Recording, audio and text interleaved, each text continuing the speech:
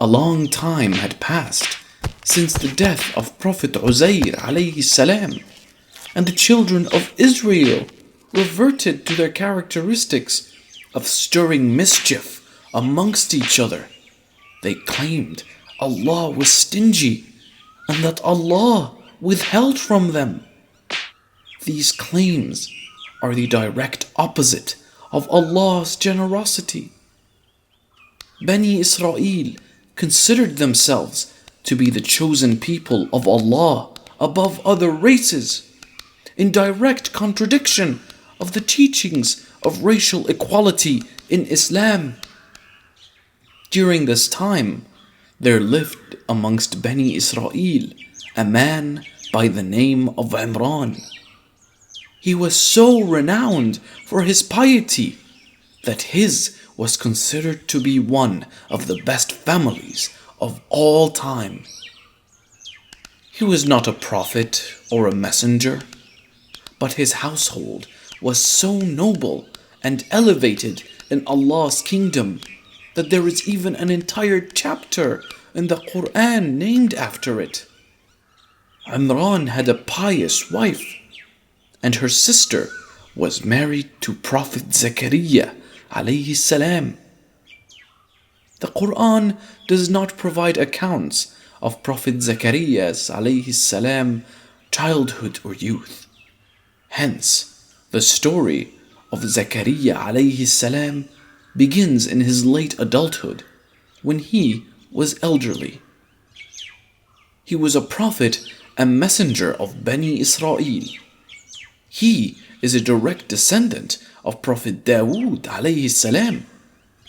Prophet Zakariya alayhi salam was a carpenter and led a simple life. The Prophet was constantly in a state of gratitude to Allah and was intensely humble in his demeanor. Like Prophet Ibrahim alayhi salam, he and his wife had already reached an extreme old age without having any children. Meanwhile, the wife of Imran, his sister-in-law, gave birth to Maryam alayhi salam, and she pledged to dedicate Maryam alayhi salam towards pure servitude to Allah. Shortly after the birth of Maryam alayhi salam, her father Imran passed away. This sparked off a dispute within Bani Israel on her guardianship. Zakariya alayhi salam should have been the obvious choice. He was her uncle by marriage, and moreover was a prophet whose moral character and piety were beyond question.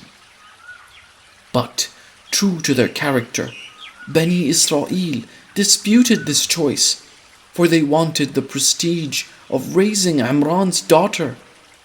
The people eventually agreed that they should cast lots to decide the matter.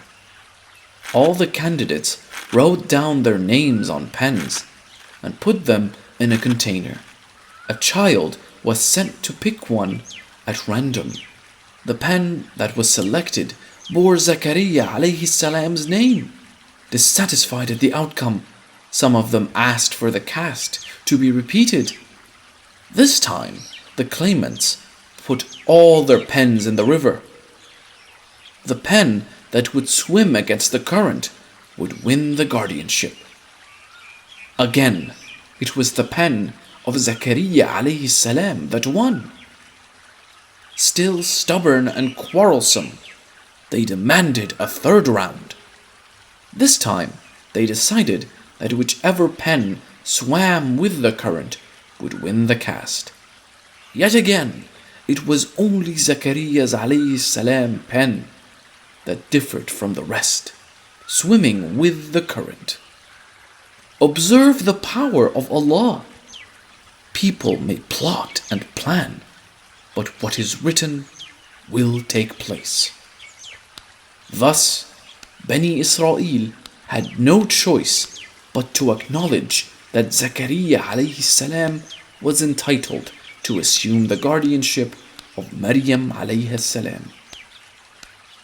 Maryam alayhi salam grew up as a righteous woman.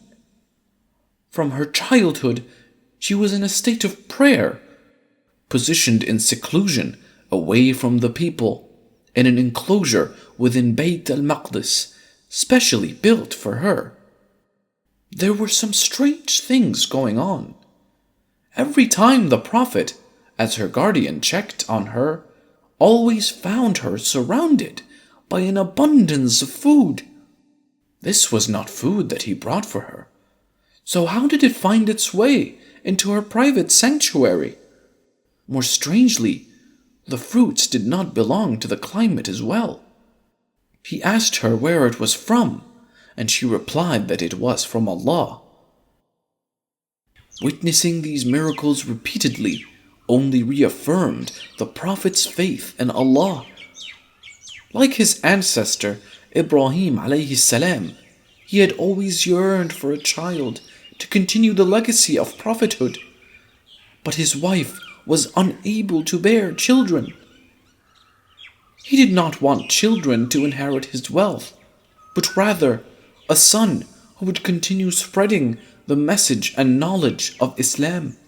Encouraged by the miracles he had witnessed, he prayed with utmost conviction to Allah.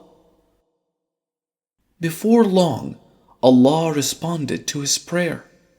One day, when the Prophet was in prayer, the angels arrived bearing the good news in his prayer chamber. They told him that his wife's barrenness had been cured, and they were to have a son who would also become a prophet.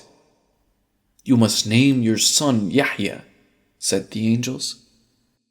Moreover, the son had the honor of being named by Allah Himself with a name that had never existed in mankind's history. Nevertheless, the Prophet was astounded by the news, and he burst out, "My Lord, how will I have a boy when I have reached old age and my wife is barren?" The angel said, "Such is Allah. He does what He wills." The Prophet continued, "My Lord, make for me a sign."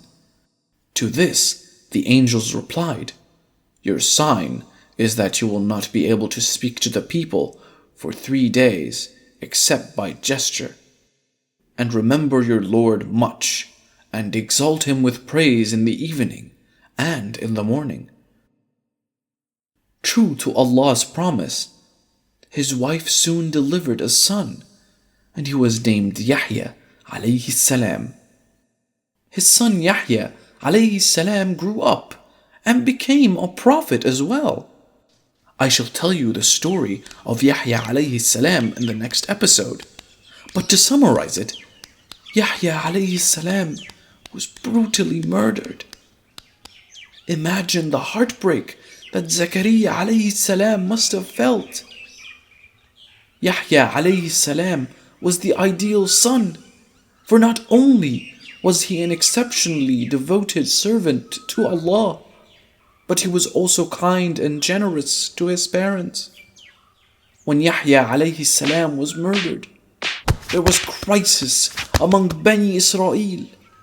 According to reports, emboldened by the murder of Yahya alayhi salam, Bani Israel decided to turn against his father too. A mob, bent on hatred and destruction, set out to kill Zakariya alayhi salam. Such was their arrogance and disbelief that they were willing to murder their own prophets. The old prophet managed to flee. With Allah's will, a tree opened its trunk and allowed the prophet to hide inside and then wrapped him up. However, the shaitan pulled a fragment of the prophet's clothes through the crack, thus exposing him. According to some reports, the pursuers initially wanted to set the tree on fire, but then decided instead to saw the tree in half along with the prophet in it. This was how his life abruptly ended, by the evil hands